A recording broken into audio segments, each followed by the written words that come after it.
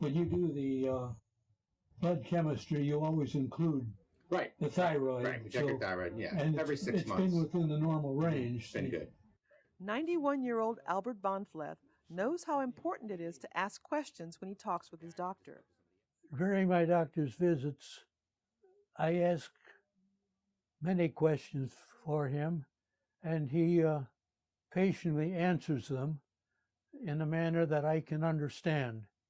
It is extremely important during the doctor's visit to ask questions. You need to fully understand why you have a new treatment that's been initiated or why you're on new medications, what the expected side effects are, what the options are in terms of other treatments or other medications, because you will ultimately be responsible for managing what has been prescribed for you.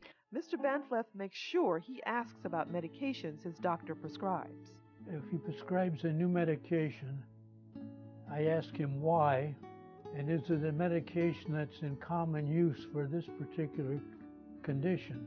When I have the prescription filled at the pharmacy, I also ask them for their information sheet on that particular medication.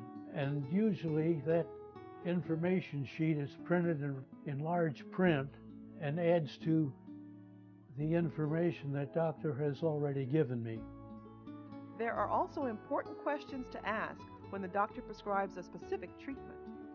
When a doctor prescribes a certain treatment, a patient should ask what specifically are the outcomes to be expected, what are the side effects to be expected, are there alternative treatments that could be beneficial to me, and what are the benefits and the side effects of those treatments. Also, be sure to ask questions about any medical tests that are prescribed and any diagnoses that you receive. Remember to prioritize your questions so that the doctor has time to address the ones that are most important to you. Patients, if they do bring a list of things that they want to discuss, that they prioritize their list so that, maybe they have 10 things on the list and there's really only time to cover 3. They want to be sure that the most important thing on their list isn't number 5.